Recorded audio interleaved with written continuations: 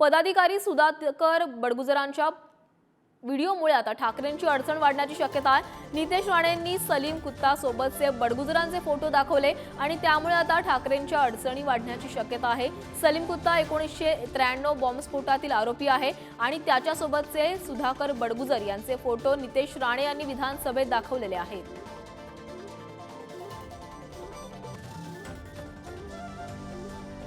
त्या सुधाकर बडगुजरला लवकरात लवकर तुम्ही अटक करा, त्याची चौकशी करा, जेणेकरून सत्य बाहेर येईल।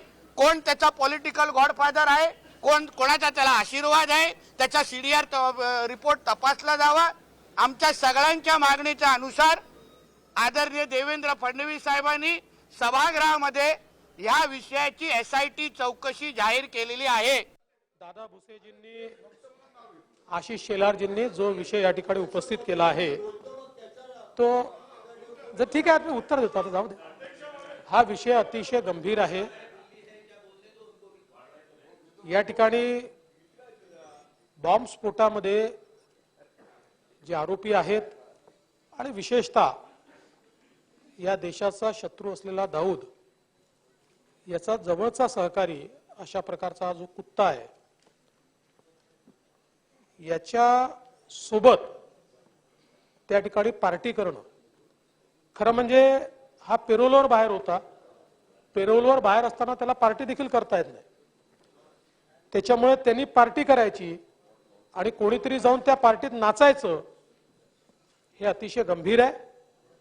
त्यामुळे कुत्ताशी या संबंधित व्यक्तीचा काय संबंध आहे हे देखील तपासण्यात येईल।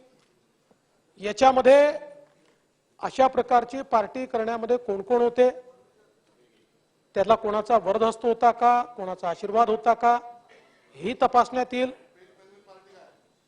आणि अशा प्रकारे पार्टीपेक्षा महत्त्वाचं आहे की काय संकेत जातो।